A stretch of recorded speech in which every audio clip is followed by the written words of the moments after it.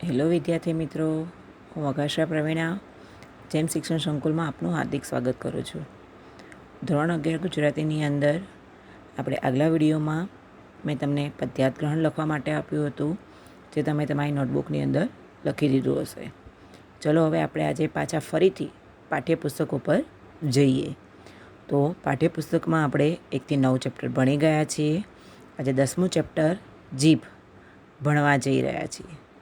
10મું chapter છે તમારું જીભ, જેનો સાહિત્ય પ્રકાર છે હાસ્ય નિબંધ, જેના લેખક છે જ્યોતિન્દ્ર દવે. ચેપ્ટરનું નામ છે જીભ, જેનો સાહિત્ય પ્રકાર છે હાસ્ય નિબંધ, જેના લેખકનું નામ છે જ્યોતિન્દ્ર દવે, જે તમારા પાઠ્યપુસ્તકના પેજ નંબર 51 ઉપર આપેલું છે. જે તમારા પાઠ્યપુસ્તકના પેજ નંબર 51 ઉપર આપેલું છે. ચલો આપણે હવે લેખક પરિચય મેળવીએ. તો જ્યોતિન્દ્ર દવેનો જન્મ 21 ઓક્ટોબર 1901માં થયો હતો, જ્યારે અવસાન 11 સપ્ટેમ્બર 1980ના રોજ થયો હતો. હાસ્ય લેખક જ્યોતિન્દ્ર હરિશંકર દવેનો જન્મ પોતાના વતન સુરતમાં થયો હતો. તેમણે કોલેજ સુધીનું શિક્ષણ સુરતમાં લીધું હતું. 1933-37 દરમિયાન સુરતની MTB કોલેજમાં ગુજરાતીના અધ્યાપક રહ્યા. જીવનનો મોટો ભાગ તેઓ મુંબઈમાં વસ્યા. છેલ્લે માંડવીની કોલેજમાં 3 વર્ષ આચાર્ય રહ્યા. તેઓ વિશેષ લોકપ્રિય અને અગ્રણી નિબંધકાર હતા. હાસ્ય લેખક તરીકેની શક્તિ અને હાસ્ય પ્રેરક વ્યાખ્યાનો આપવાની ઉત્તમ આવડત, એ બંને ગુણોનો સમન્વય તેમનામાં હતો. તેઓ ભારતીય કાવ્ય મીમાંસાના અભ્યાસી હતા. તેમણે નાટક અને અનુવાદો પણ આપ્યા છે. રાજતરંગણી ભાગ 1 થી 6, મારી નોંધપોથી, રેતીની રોટલી, પાનના બીડા, અલ્પાત્માનું આત્મપુરાણ, નજર લાંબી અને ટૂંકી, ત્રીજું સુખ, રોગ યોગ અને પ્રયોગ, જ્યાં ત્યાં પડે મારી નજર તથા પ્રતિનિધિ હાસ્ય લેખોનો સંગ્રહ જ્યોતિન્દ્ર તરંગ છે, જેમાં ઉત્તમ હાસ્ય નિબંધો છે. ધનસુખલાલ મહેતા સાથે તેમણે અમે બધા નામના હાસ્યસભર નવલકથા આપી છે. હાસ્યની વિવિધ પ્રયુક્તિઓનો આશ્રય લેતી અને શૈલી હાસ્ય જન્માવે છે. તેમણે રંજીતરામ સુવર્ણચંદ્રક અને નર્મદ સુવર્ણચંદ્રક પ્રાપ્ત થયેલું છે. આપણી જે કૃતિ જીભ વિશે જણાવતા લેખક એવું પણ કહે છે કે જીભ એ શું છે? મનુષ્યના સર્વ ઇન્દ્રિયોમાં વિશિષ્ટ સ્થાન ધરાવે છે. મનુષ્યની સર્વ ઇન્દ્રિયોમાં જીભનું સ્થાન કેવું છે? વિશિષ્ટ છે. બીજા બધા કરતાં એમનું મહત્ત્વ પણ વિશેષ છે. મનુષ્યની 5 ઇન્દ્રિયો જો સક્રિય હોય તો એ વ્યવસ્થિત રીતે કામ કરી શકે. તમારી 5 ઇન્દ્રિયો કઈ એ તમને ખબર છે? પહેલી ઇન્દ્રિય છે તમારી આંખ, જે જોવાનું કામ કરે છે. બીજી ઇન્દ્રિય છે તમારા કાન, જે સાંભળવાનું કામ કરે છે. ત્રીજું ઇન્દ્રિય છે તમારું નાક, જે શું કરે છે? સૂંઘવાનું કામ કરે છે. ચોથી ઇન્દ્રિય છે તમારા 2 હાથ પગ, જે તમારા દરેક પ્રકારના કાર્યની અંદર તમને મદદરૂપ બને છે. અને 5મી ઇન્દ્રિય છે તમારી ચામડી, જે દરેક પ્રકારના સ્પર્શનો અનુભવ કરાવે છે. આપણને વાગ્યું હોય કે આપણે દાઝ્યા હોઈએ કે આપણને ઠંડી લાગે છે, આ દરેક પ્રકારના સ્પર્શનો અનુભવ આપણને ચામડી કરાવે છે. પણ અહીંયા જ્યોતિન્દ્ર દવેની દ્રષ્ટિએ જોઈએ તો આપણી બધી જ ઇન્દ્રિયોમાં સૌથી વિશિષ્ટ ઇન્દ્રિય છે આપણી જીભ, જે આપણને સ્વાદ પારખવાનું કામ કરાવે છે. જો શું કહે છે, જો કાન, હાથ, પગ આદિ બબ્બે ઇન્દ્રિયો છે ને તે કાર્ય એક જ કરે છે. આપણા કાન 2 છે, આપણા હાથ પણ 2 છે, પગ પણ 2 છે, પણ એ બધી ઇન્દ્રિયો એક જ કામ કરે છે. એક સાંભળવાનું કામ કરવા માટે 2 કાન, એક શ્વાસ લેવાનું કાર્ય કરવા માટે 2 નસકોરા, નાકની અંદર 2 નસકોરા છે. ચાલવાના એક કાર્ય માટે 2 પગ, જોવાના કામ માટે 2 આંખો, પણ બોલવાનું અને સ્વાદ પારખવાનું એમ 2 કામ માટે એકલી જીભની જ નિમણૂક કરવામાં આવી છે. નિમણૂક એટલે કે પસંદગી, નિયુક્તિ, નીમવું. એટલે શું કહે છે? આપણી જે ઇન્દ્રિયો છે, હાથ, પગ, નાક, કાન, જીભ, આ બધી ઇન્દ્રિયોમાં 2 છે, પણ જીભ જ એક છે, પણ એને કામ 2 કરવાના છે. શું કામ કરવાનું છે? એક સ્વાદ ચાખવાનું અને બીજું બોલવાનું. ઘણી ખરી ઇન્દ્રિયો પર આપણો કાબૂ નથી. શું કહે છે? આપણા શરીરની ઘણી ખરી ઇન્દ્રિયો એવી છે કે જેના પર આપણો કાબૂ છે નહીં, અંકુશ છે નહીં. આપણી ઈચ્છા વિરુદ્ધ પણ પર સંસ્કારની અસર એના પર થયા વગર રહેતી નથી. એટલે કે આપણે ઈચ્છીએ કે ના ઈચ્છીએ, પર સંસ્કાર એટલે કે બીજાના સંસ્કારોની અસર આપણા ઉપર થયા વગર રહેતી નથી. જેમ કે સામાન્ય ઉદાહરણ આપું તો અમુક ઉંમર થાય, જેમ કે તમે 13 વર્ષ વિતાવી 14મા વર્ષમાં પ્રવેશ કરો ત્યારે તમારી તરુણાવસ્થા હોય, અને એ તરુણાવસ્થામાં સ્ત્રી પુરુષ બંને પાત્રો એકબીજા તરફ આકર્ષાય છે.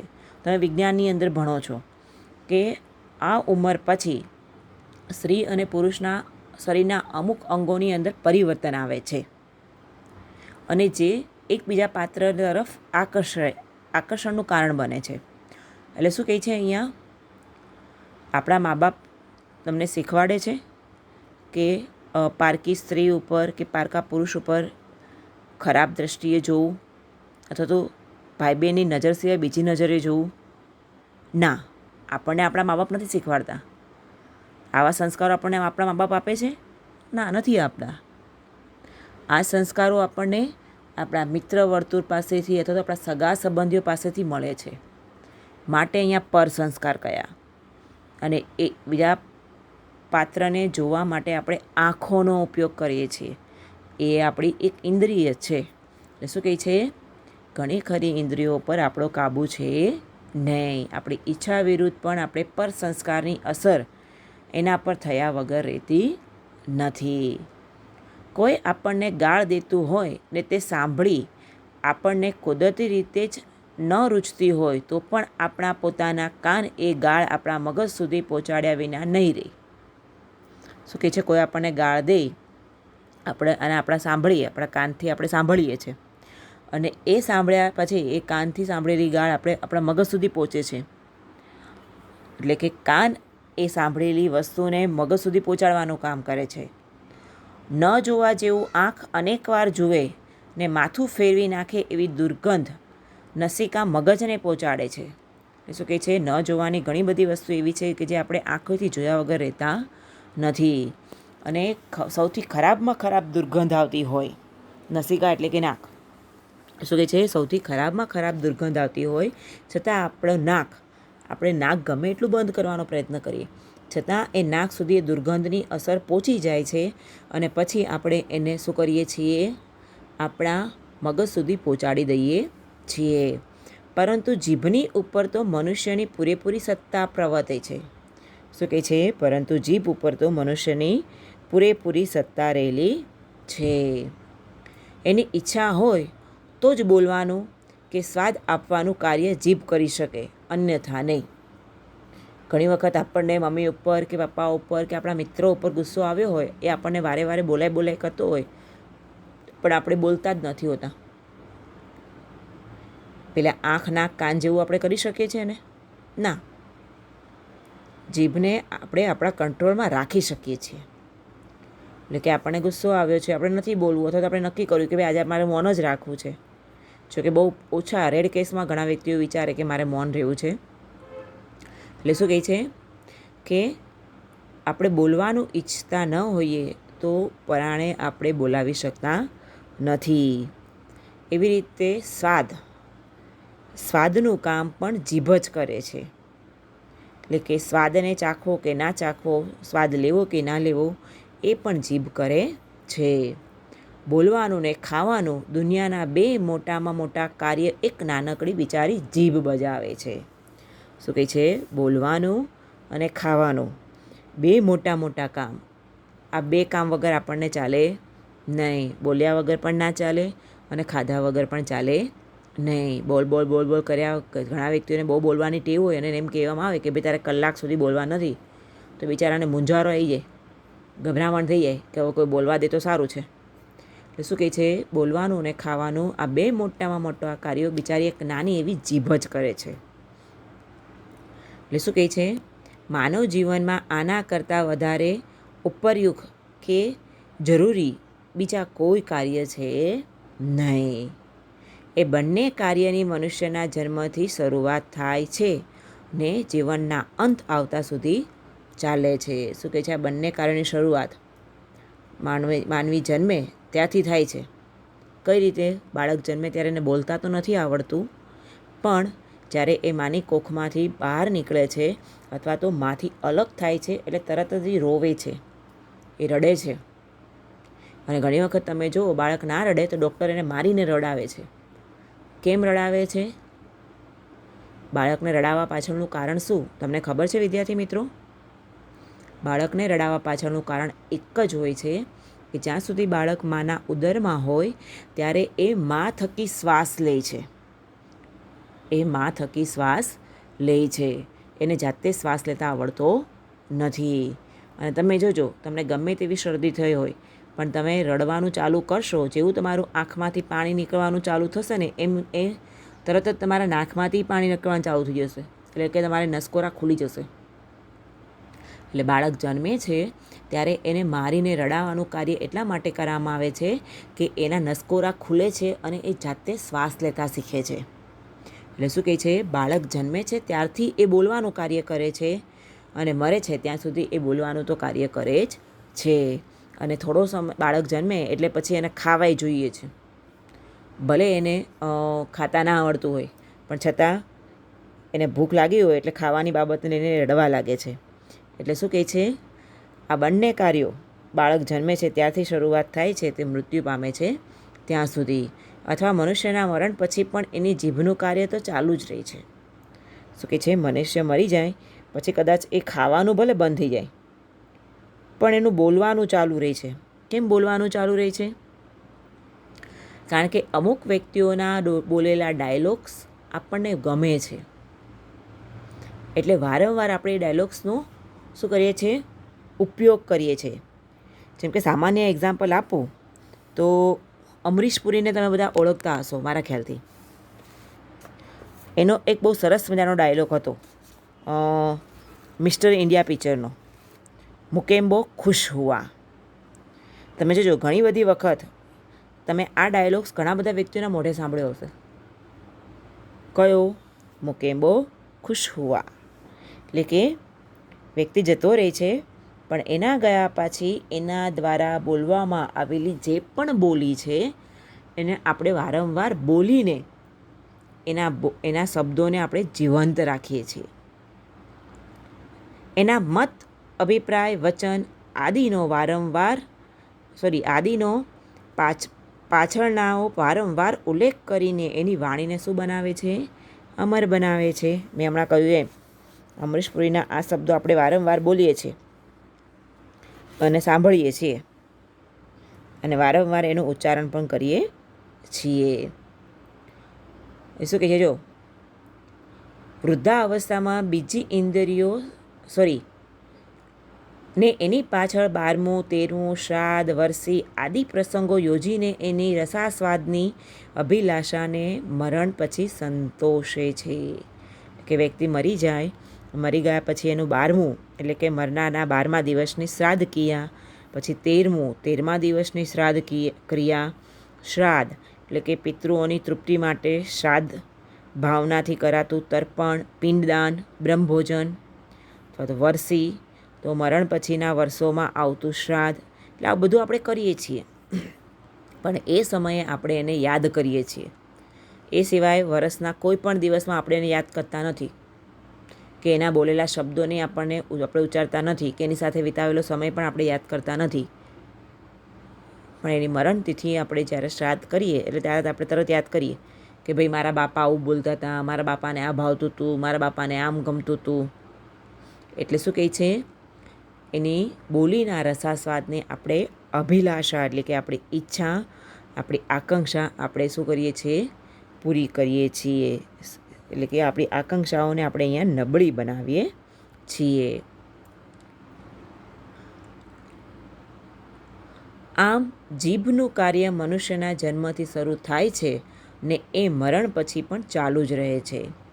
વૃદ્ધાવસ્થામાં બીજી ઇન્દ્રિયો શિથિલ થઈ જાય ત્યારે પણ જીભ તો એવી ને એવી બળવાન રહે છે. સાચી વાત છે. વૃદ્ધાવસ્થામાં પહોંચીએ એટલે કે તમે જોજો ઘણા બધા વૃદ્ધ વ્યક્તિઓને તમે જોયા હશે, ઘણાના કાન કામ નહીં કરતા હોય, ઘણાની આંખો કામ નહીં કરતી હોય અને ચામડી તો સાવ લબડી જ ગઈ હશે અને નાક બી ઘણી વખત ઘણા વ્યક્તિઓને શ્વાસ લેવામાં તકલીફ પડતી હશે, પણ જીભ તો ટકોરા જેવી જ કામ કરે. જીભમાં સહેજે અસર થાય નહીં. એટલે શું કહે છે, બધાને વૃદ્ધાવસ્થા આવે, શરીરના દરેક અંગોના વૃદ્ધાવસ્થા આવે, પણ જીભને કાંઈ વૃદ્ધાવસ્થા આવે નહીં.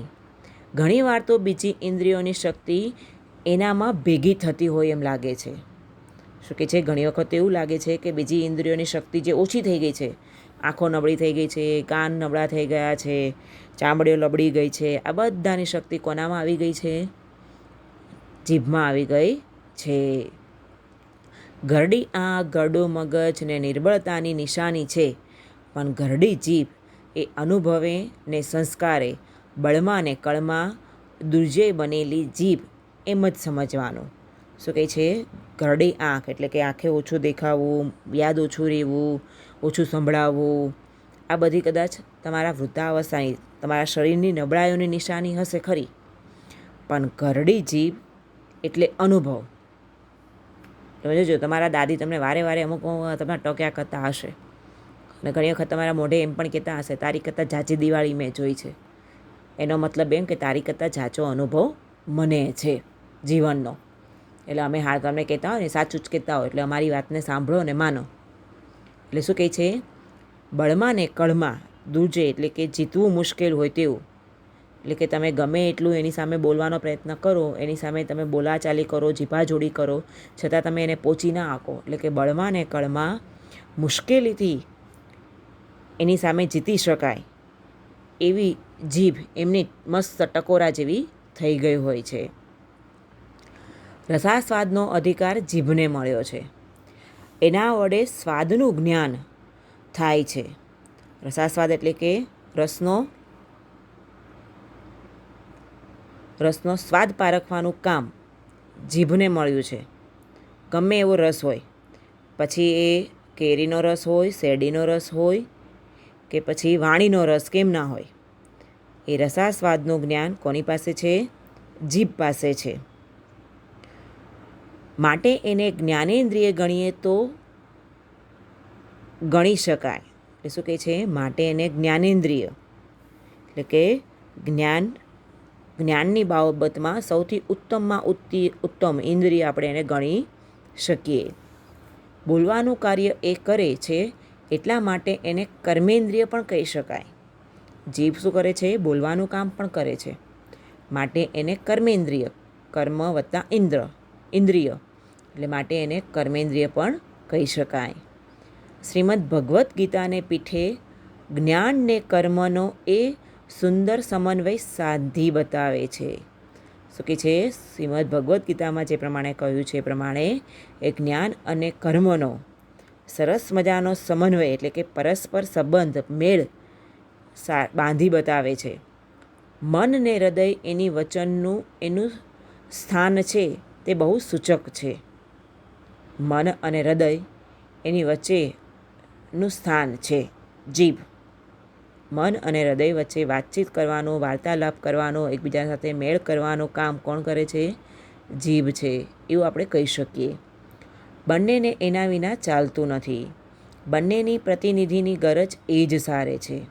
શું કહે છે, મન અને હૃદયને જીભ વિના ચાલતું નથી અને બંનેની પ્રતિનિધિ એટલે કે બંનેનું નેતૃત્વનું કામ પણ એ જ કરે છે. મનના વિચારને, હૃદયની ઉર્મિઓને જીભ જ વ્યક્ત કરે છે. તમારા મનમાં જે પણ વિચારો આવે છે અથવા તો તમારા હૃદયમાં જે પણ લાગણીઓ ઊભી થાય છે એને વ્યક્ત કરવાનું કામ કોણ કરે છે? જીભ કરે છે. વિદ્યાર્થીઓને ગણિત કે તત્વજ્ઞાનના મુશ્કેલ કોયડાઓ સમજાવતી જીભ જ પ્રિયતમાના સાનિધ્યમાં પ્રણય વચનો ઉચ્ચારે છે. શું કહે છે? વિદ્યાર્થીઓને ગણિતના કે તત્વજ્ઞાનના અઘરામાં અઘરા દાખલાઓ જ્યારે ના સમજાતા હોય ત્યારે એ જીભ જ એટલે કે એક શિક્ષક તરીકે વપરાયેલી જીભ જ એને એ દાખલાની સમજ પૂરી પાડે છે. તો એ શિક્ષક એના પ્રિયતમ સામે મધુર પ્રેમભર્યા વચનો બોલીને પણ એ પોતાના પ્રિયતમને એટલે કે પોતાના પતિ અથવા તો પોતાના પત્નીને પોતાની તરફ શું કરે છે? એટ્રેક્ટ કરવાનો, આકર્ષિત કરવાનો પ્રયત્ન કરે છે. હવે જીભ દ્વારા આપણા શરીરમાં કયા કયા રોગો ઊભા થઈ શકે છે?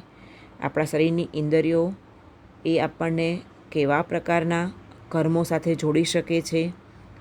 અને જીભ દ્વારા કેટલું સારું બોલી શકાય છે, કેટલું ખરાબ બોલી શકાય છે, કેવા સારા ગુણો મેળવી શકીએ છીએ, એના વિશે વિદ્યાર્થી મિત્રો આપણે આગળ ભણીશું.